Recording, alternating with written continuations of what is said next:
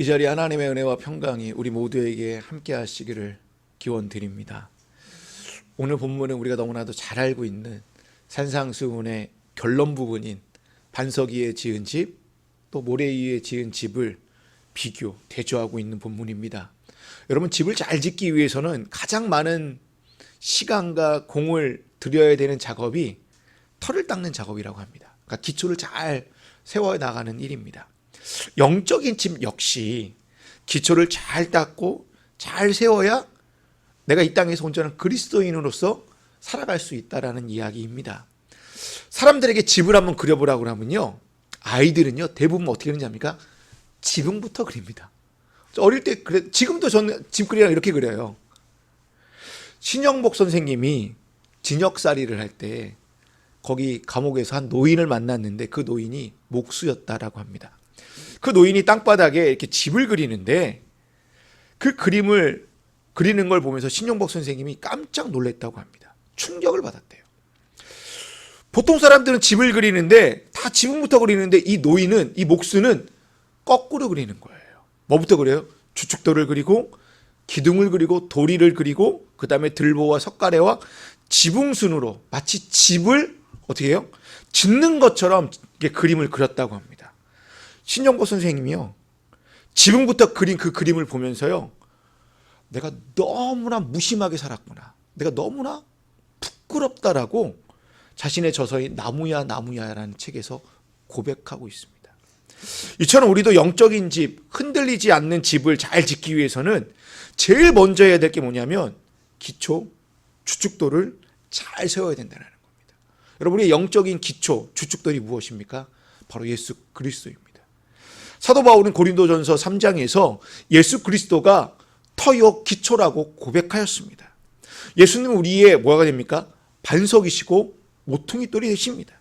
여러분, 신앙의 기초가 되시는 예수 그리스도의 굳건한 반석 위에 우리의 가정이든 사업장이든 우리의 자녀가 그 위에 기초가 되어 온전하게 세워져 있다면 결코 흔들림 없이 견고하게 우뚝 서 있을 수 있습니다. 여러분, 마태복음은요, 이 반석과 집, 다르게 말하면 이 영적인 집인 교회와 연결시키고 있습니다. 우리가 잘 알고 있는 마태복음 16장 18절에 의하면 내가 이 반석 위에 내 교회를 세우겠다라고 누구한테 얘기합니까? 베드로한테 얘기합니다. 여기서 반석은 누구예요? 게바, 베드로의 닉네임입니다. 그 베드로 위에 뭘 세우겠다라는 거예요? 교회를 세우겠다라는 거예요. 여러분, 이 말이 진짜 베드로 위에 세우겠다라는 말이 아니라 베드로가 신앙 고백한 주는 그리스도시요 살아계신 하나님 아버지라는 이 고백 위에 뭘 지우겠다는 거예요? 영적인 집, 교회를 세워가겠다라는 거예요. 근데 이 신앙 고백뿐만 아니라 이 신앙 고백 위에는 뭐가 따르냐면 네가 고백한 것처럼 하나님의 뜻대로 뭐 해야 된다라는 거예요? 행함이 있을 때에 그 위에 아름다운 교회가 세워질 거다는 의미가 함축되어져 있습니다. 여러분, 주님의 계명을 지킨다는 것은, 영적인 집을 세운다는 것은 첫 번째는 신앙 고백하는 자예요. 그리고 교회를 굳건하게 세우는 자이고, 그런 자들이 어떻게 됩니까? 하나님 나라에 들어갈 자임을 성경 우리에게 가르쳐주고 있습니다. 이러한 점을 볼 때 주의 계명을 지켜 하늘 나라에 들어갈 자는 누구입니까? 내 영적인 집을 잘 세우는 자들이에요. 흔들리지 않는 영적인 그 신앙의 집을 세워가는 자들이 나중에 하나님 나라 곁에 간다라는 이야기입니다. 우리가 좀 전에 204장 찬송가를 했습니다. 주의 말씀 듣고서 3절 가사를 보면 이렇게 되어져 있어요. 모든 사람 뭐 짓는데요? 집을 짓는 자리라고요. 후렴품 이렇게 고백합니다. 잘 짓고 잘 짓세, 우리 집 잘 짓세. 만세 반석 위에다 우리 집 잘 짓세. 이게 우리가 영적인 집을 지어가야 될 사명이 있다라는 거예요.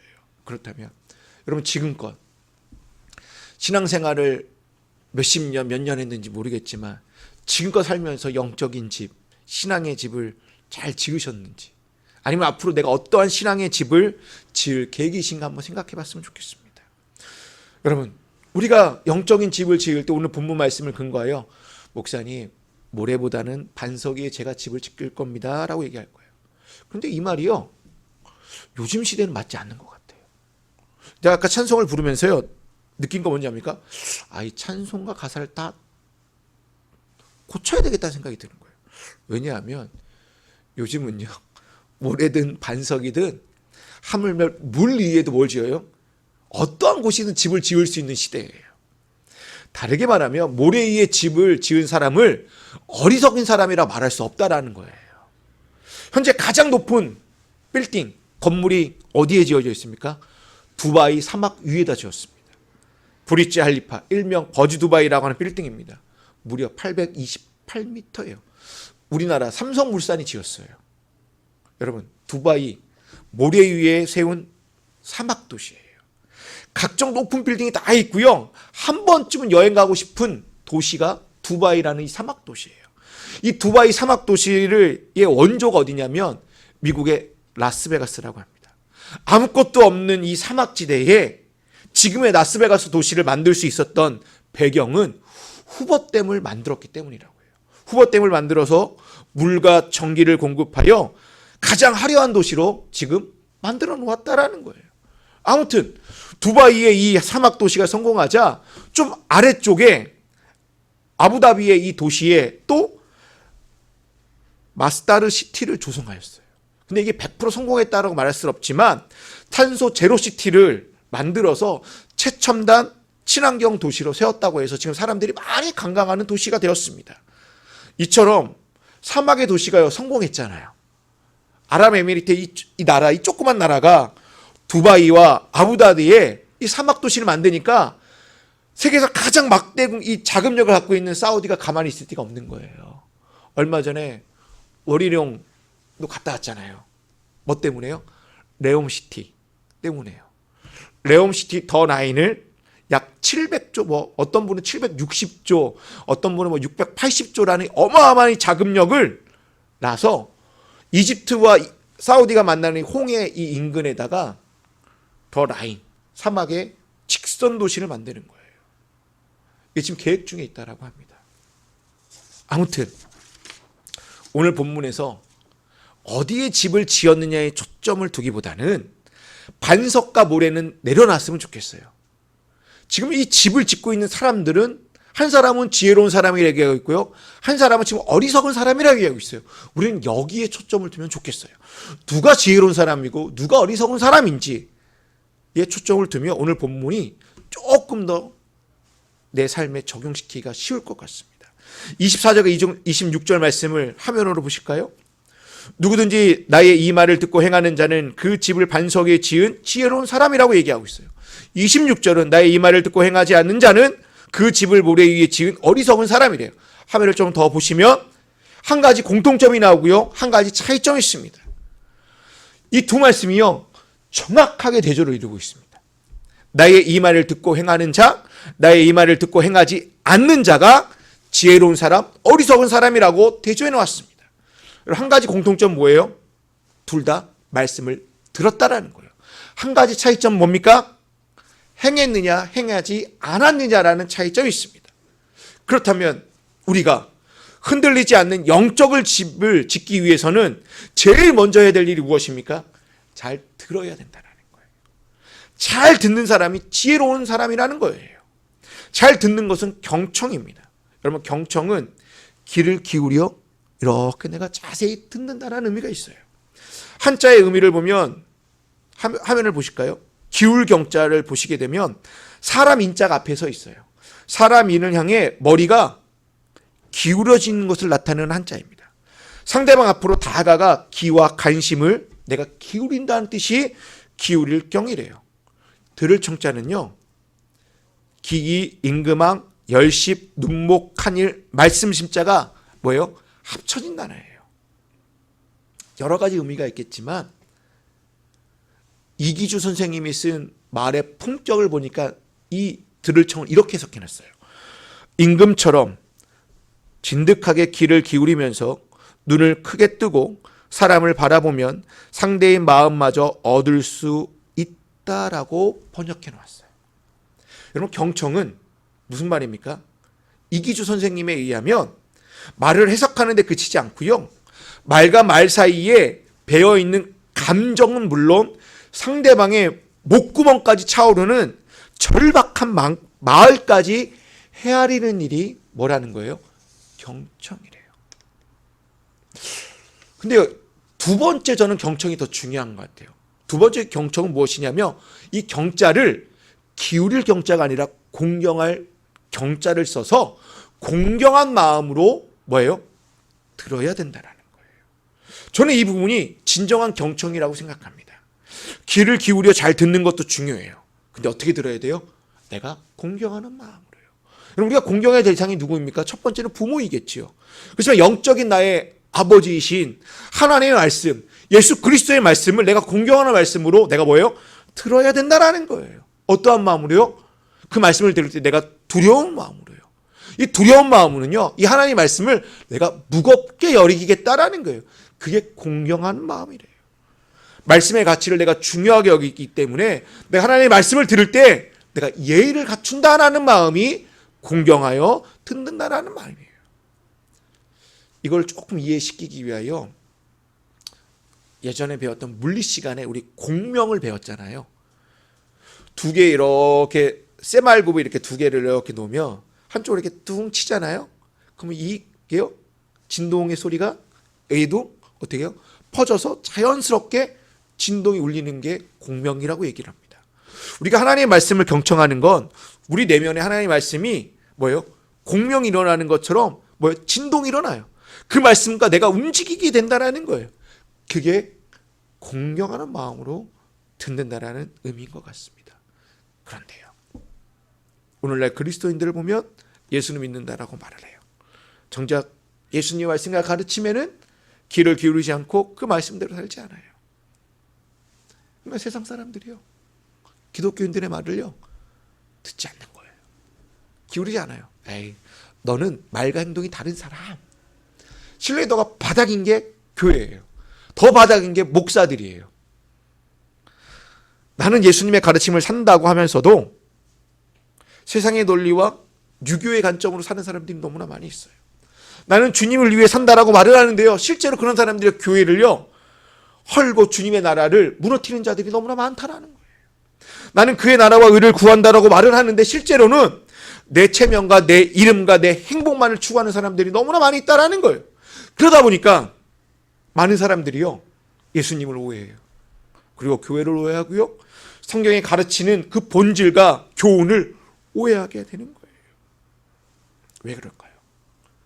하나님의 말씀, 주의 말씀을요 내가 기울여서 경청하지 않기 때문이에요.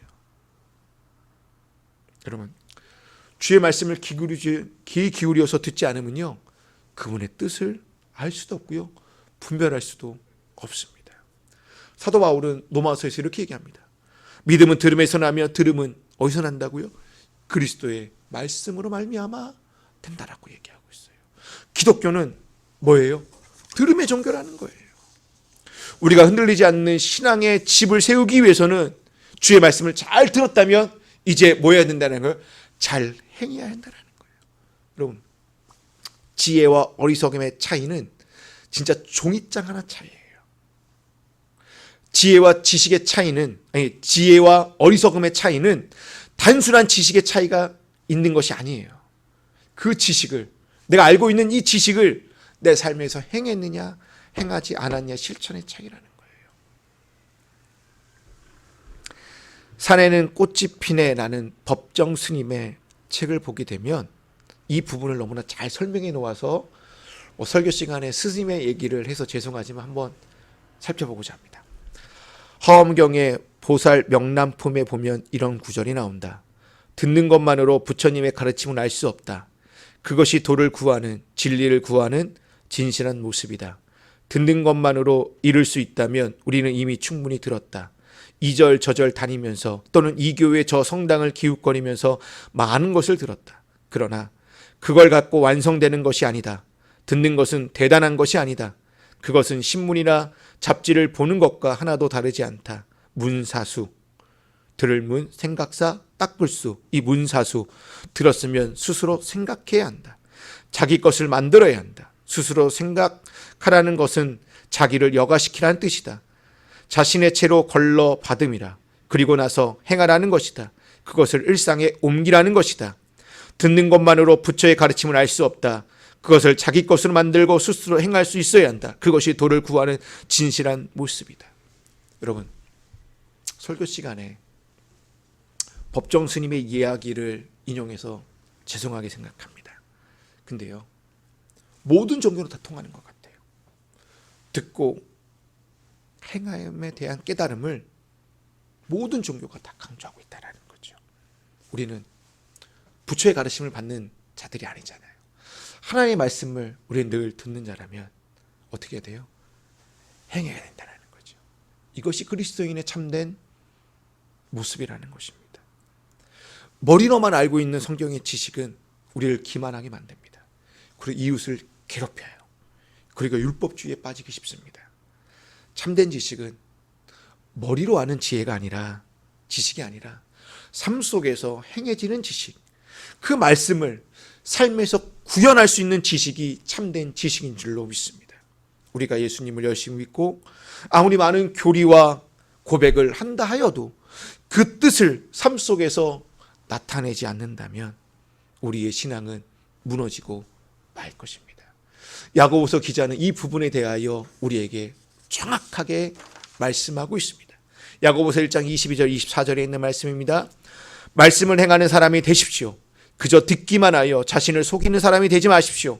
말씀을 듣고도 행하지 않는 사람은 있는 그대로의 자기 얼굴을 거울 속으로 들여다보기만 하는 사람과 같습니다. 이런 사람은 자기의 모습을 보고 떠나가서 그것을 어떠하든지를 곧 뭐라고 되어져 있습니까?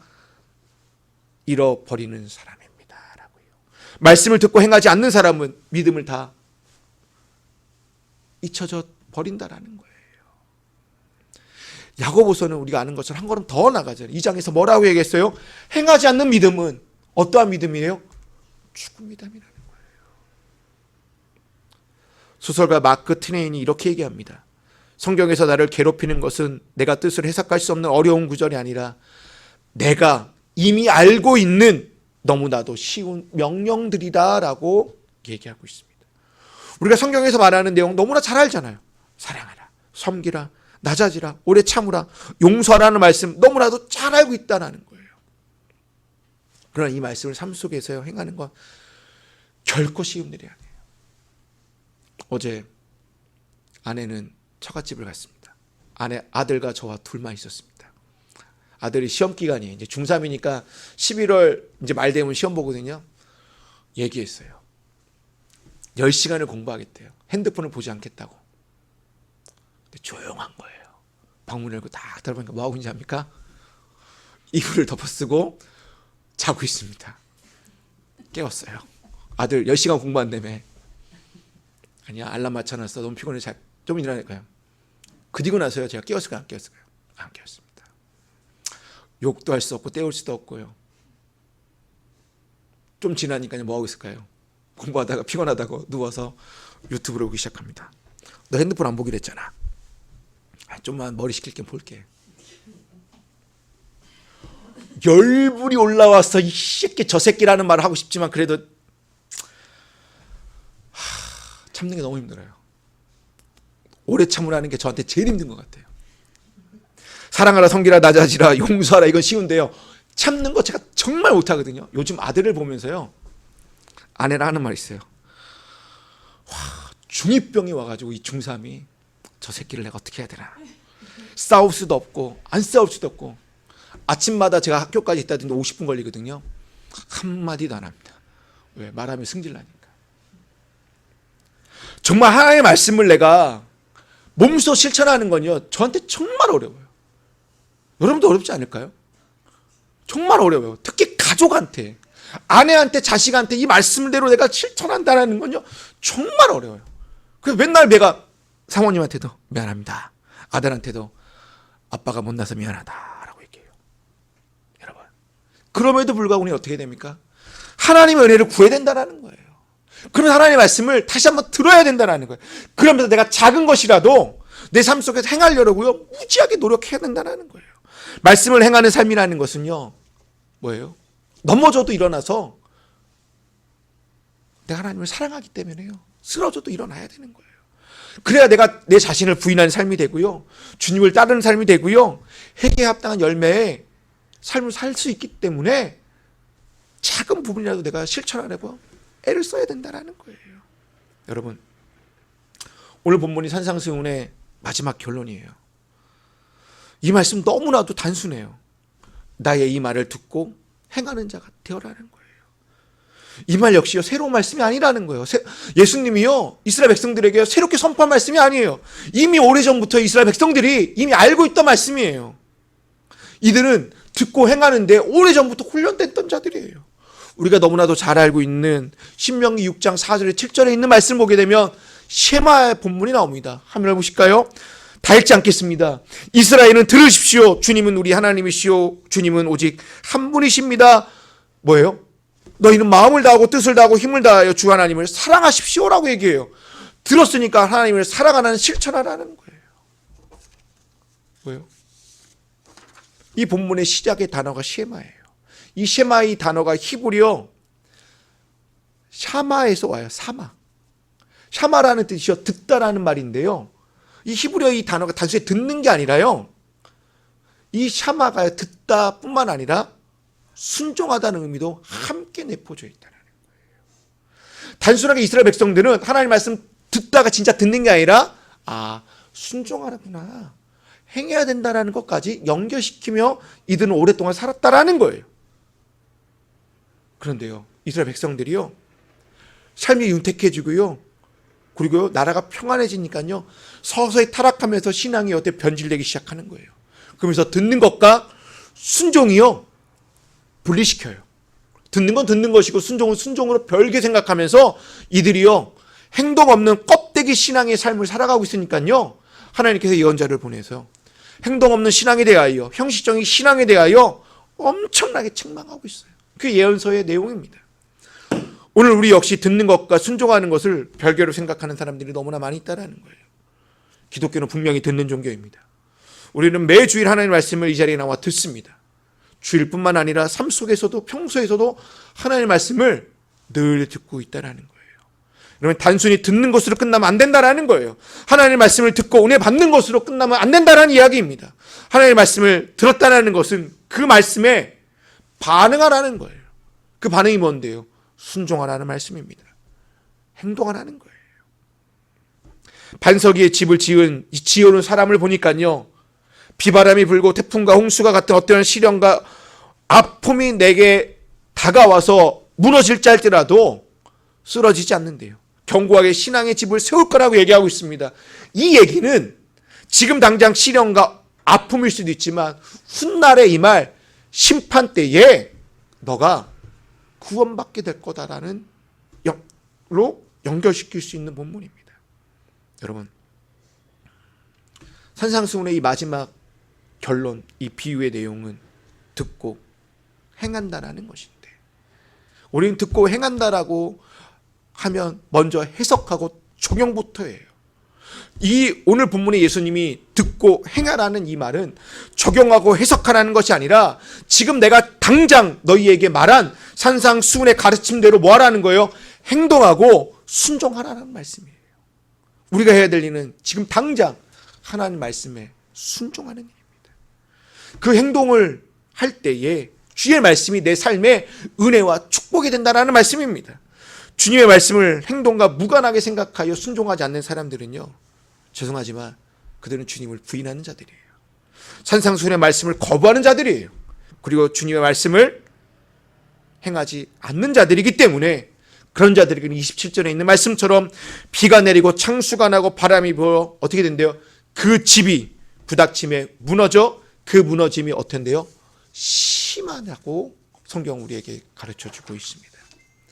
끝으로 저는 블룸 하르트의 행동하며 기다리는 하나님 나라라는 나오는 그 글을 읽고 마치려고 합니다. 들으십시오, 자녀들이여. 어떤 옳은 것을 듣게 되거든 온 힘을 다해 그것을 행하십시오. 젊은이 여러분이여, 어떤 옳은 일을 알게 되거든 즉시 행하십시오. 어른들이여, 어떤 옳은 일을 보거든 당장 행하십시오.